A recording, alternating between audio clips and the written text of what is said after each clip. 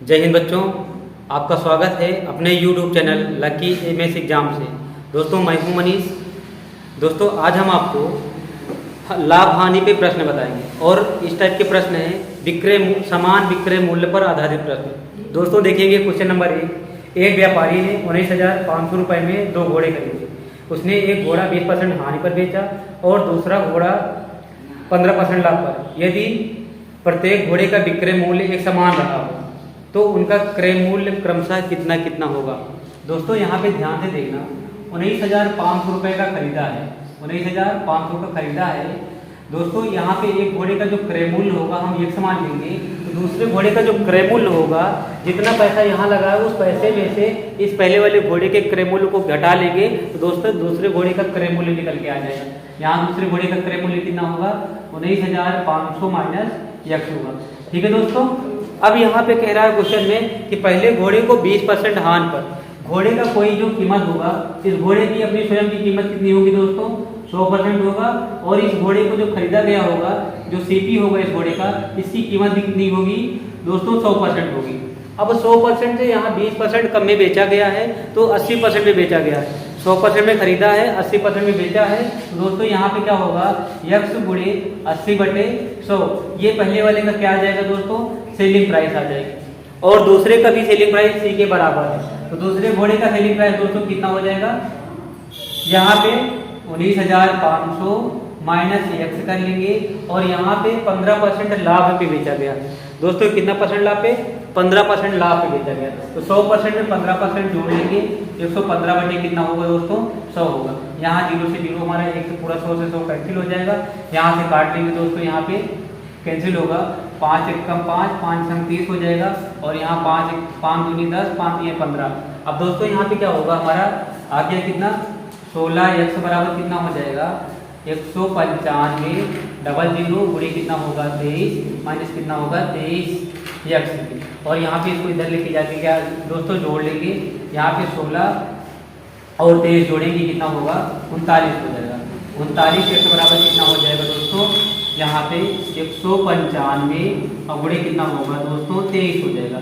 यहाँ 39 पंचे कितना होगा दोस्तों, 195 होगा और 23 पंचे कितना होगा, 115 हो जाएगा और डबल 0 लगा लेंगे। तो यहाँ पे जो पहले घोड़े का क्रय मूल्य होगा दोस्तों 11,500 आएगा। ठीक है दोस्तों, अब क्या करेंगे, दूसरे घोड़े का मूल्य क्या करेंगे, यहाँ 19,500 में 19,500 में 11,500 घटा लेंगे दोस्तों तो दूसरे घोड़े का क्रय मूल्य निकल आएगा। यहाँ 9 में से 1 गए 8 हो जाएगा, 8,000 रुपये आ जाएगा दूसरे घोड़े का क्रय मूल्य। ठीक है दोस्तों हम देखते हैं इसे एलिगेशन यानी मिश्रण के रूल से कैसे लगाते हैं। दोस्तों यहाँ पे दोनों की कीमत कितनी होगी दोस्तों, जब क्रय मूल्य किया होगा तो दोनों की कीमत 100% रही होगी। अब पहले घोड़े को 20% हानि पे बेचा है तो 100% में 20% लेस कर देंगे यहाँ पे, तो इसका सेलिंग प्राइस कितना होगा दोस्तों, 80% होगा। कितना होगा दोस्तों, 80% होगा।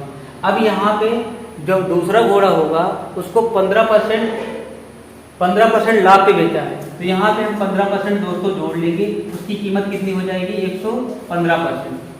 ठीक है दोस्तों, और यहाँ पे दोनों का जो विक्रय मूल्य है दोस्तों बराबर है, दोनों का विक्रय मूल्य क्या होगा दोस्तों, बराबर होगा। तो यहाँ पे क्रिया कैसे कर लेंगे, यहाँ पे 0 के बराबर मतलब बराबर होगा तो यहाँ पे हमारा क्या होगा, अनुपात में बन जाएगा।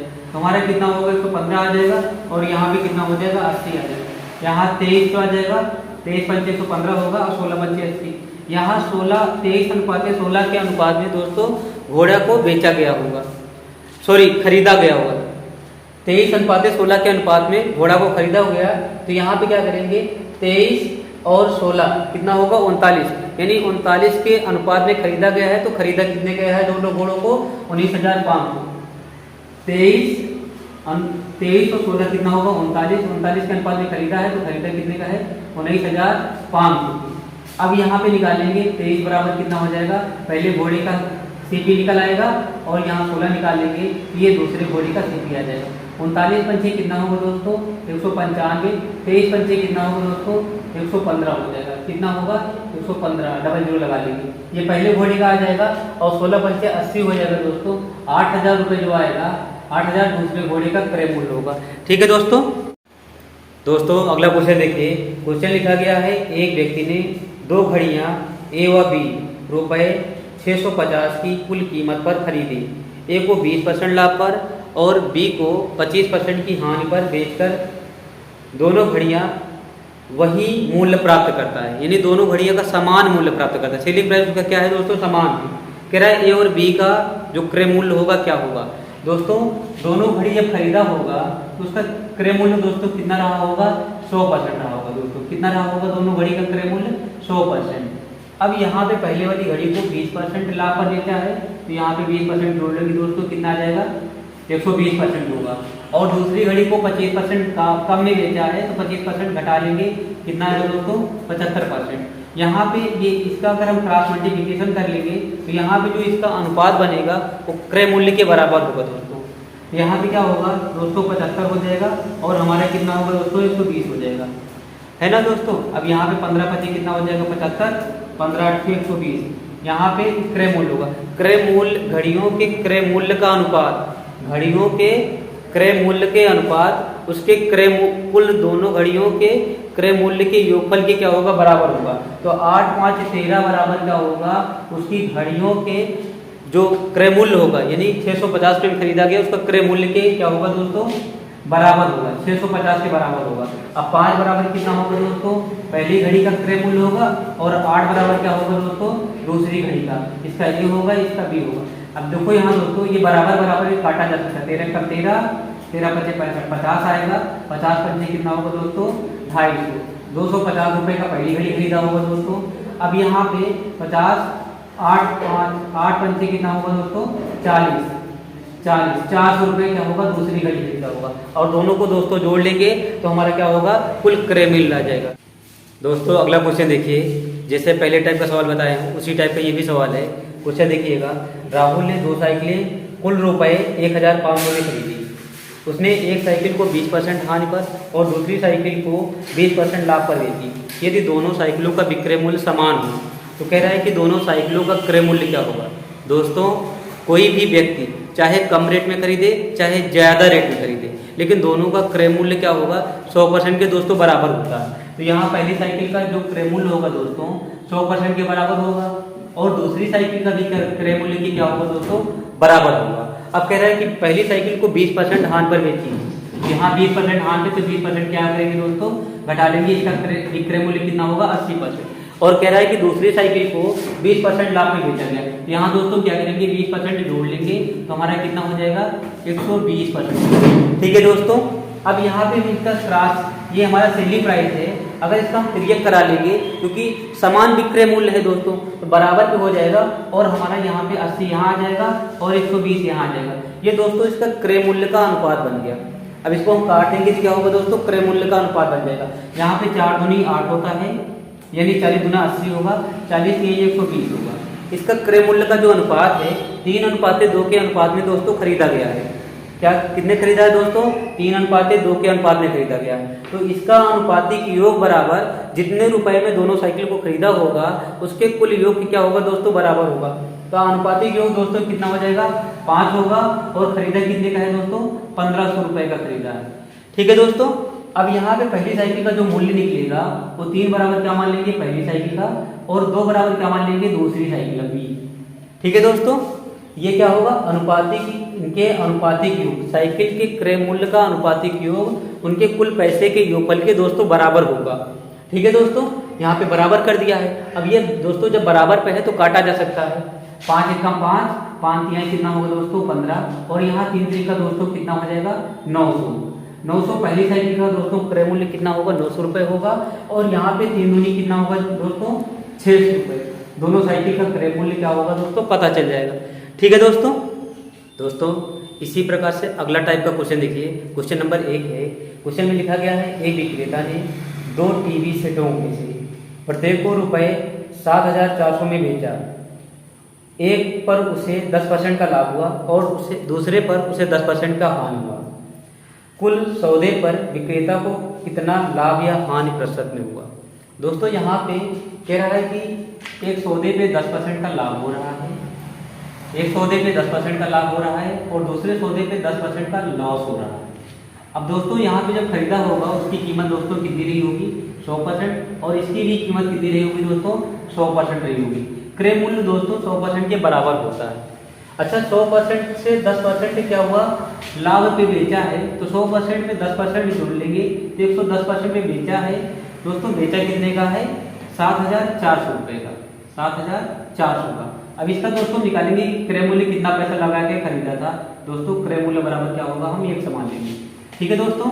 अब यहाँ पे क्या होगा, ये एक जीरो से जीरो हमारा क्या होगा दोस्तों कैंसिल होगा, यहाँ गुणा करा लेंगे 74,000 हो जाएगा।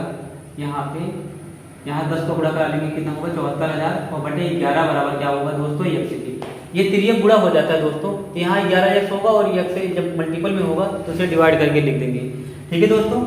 इसी प्रकार ऐसे ही हमारा क्या होगा 10% 100% में खरीदा होगा, 10% नुकसान में बेचा है तो 90% में बेचा है दोस्तों। तो 90% में बेचा है तो कितना बेचा है दोस्तों 7,400 रुपये बेचा है, ठीक है। इसका भी क्रय मूल्य निकालेंगे दोस्तों।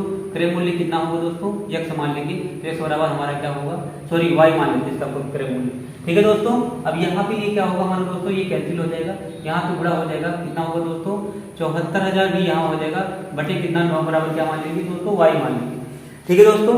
ये दोनों का क्रय मूल्य है दोस्तों और सेलिंग प्राइस क्या होगी दोनों की बराबर है, यानी 7,400 रुपये में दोनों क्या है बेचा है, ठीक है दोस्तों। यहाँ पे पैसा कुल कितना आया होगा उसका, यहाँ पे इतना 8 हो गया, 7 दूनी कितना हो गया 14,800 रुपये उसका क्या होगा दोस्तों विक्रय मूल्य है।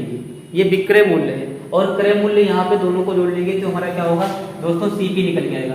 यहाँ पे 74,000 बटे कितना होगा दोस्तों 11 होगा और प्लस यहाँ पे 74,000 बटे कितना होगा दोस्तों 9 होगा, ठीक है दोस्तों। अभी इनको हम क्या करेंगे दोस्तों जोड़ लेंगे, इनको क्या करेंगे हम जोड़ लेंगे।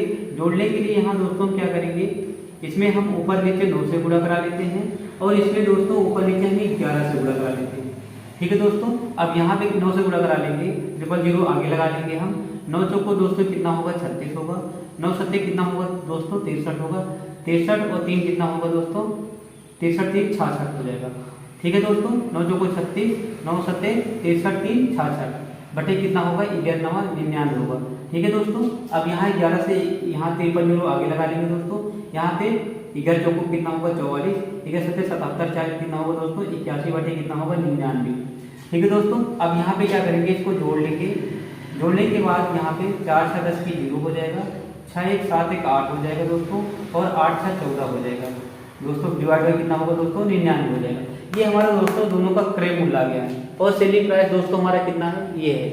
अब क्रय मूल्य दोस्तों हमेशा 100% के बराबर होगा, तो 100% बराबर दोस्तों कितना हो जाएगा आपका कितना 1484 टाइम्स 0 डिवाइड बाई 99, ठीक है दोस्तों। और यहाँ पे ये हमारा क्या होगा दोस्तों, ये हमारा सेलिंग प्राइस है। सेलिंग प्राइस यहाँ पे 182 टाइम्स 0 ये हमारा क्या होगा, इसके बराबर क्या मान लेंगे दोस्तों x% मान लेंगे, ठीक है दोस्तों। अब यहाँ पे क्या करेंगे तिर्यक गुणा करा लेते हैं। तो हमारा तिर्यक गुणा में दोस्तों क्या हो जाएगा, यहाँ पे इसका गुणा इसमें करा लेंगे तो ये क्या होगा 1484 टाइम्स 0 होगा दोस्तों। 2 यहाँ पे है, 2 यहाँ पे 4 हो जाएगा और यहाँ पे बराबर कितना आ जाएगा दोस्तों, यहाँ 1484 टाइम्स 0 और यहाँ पे डिवाइड बाई 99 और बराबर यहाँ पे क्या कर लेंगे x से कर लेंगे। इससे दोस्तों ये कैंसिल हो जाएगा और यहाँ 99 आ जाएगा, ये 99% आएगा बराबर x%, ठीक है दोस्तों। यहाँ पे कितना आएगा दोस्तों 99% आया और 100% पैसा लगाया था दोस्तों, 99% पैसा आया है तो 1% का दोस्तों क्या होगा उसका लॉसेस होगा। क्या होगा दोस्तों लॉसेस होगा, ठीक है दोस्तों।